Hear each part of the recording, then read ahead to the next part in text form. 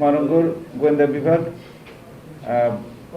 422টা চোরাই, অবৈধ এবং IMEI পরিবর্তনকৃত মোবাইল ফোন উদ্ধার সংক্রান্ত আমাদের এই ব্রিফিং।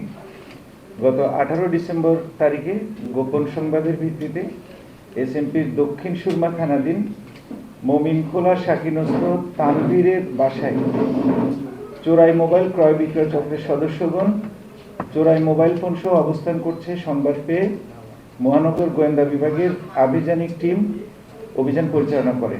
অভিযানকালে পুলিশের উপস্থিতি টের পেয়ে গ্রেপ্তার এড়ানোর চেষ্টা করলে অভিযান টিম স্থানীয় সাক্ষীদের উপস্থিতিতে ঘরের দরজা খুলে ভিতরে প্রবেশ করে মোহাম্মদ সুজ্জাদ এর হেফাজত থেকে 38টি মোবাইল ফোন উদ্ধার করে। আসামি মোহাম্মদ সুজ্জাদকে আটক করা হয় এবং উক্ত আসামির উদ্ধারকৃত মালামাল সমূহের কাগজপত্র প্রদর্শন করতে বললে সে উক্ত মালামালের বৈধ কাগজপত্র বা ব্যবহারকারীর তথ্য প্রদান করতে ব্যর্থ হয়। এক পর্যায়ে সে উদ্ধারকৃত মালামাল সমূহ চোরাই বলিয়া স্বীকার করে এবং বলে সে তার সঙ্গীয় অজ্ঞাতনামা 3-4 জন আসামির সহায়তায় দীর্ঘদিন ধরে সিলেট এলাকায় চোরাই মোবাইল ক্রয় করে আসছে।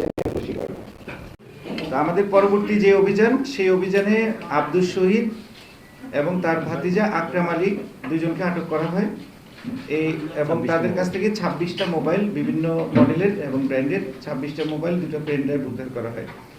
পরবর্তীতে তাদের দেয়া তথ্য মতে আমরা এই যে আইয়ুব আলী, তার ভাই, শহীদের ভাই আইয়ুব আলী, তার দোকান আছে তোহা টেলিকম, এটা হচ্ছে city shopping centre, Karimullah city shopping centre থেকে অভিযান পরিচালনা করে আমরা আরো মোবাইল উদ্ধার করি। কয়টা?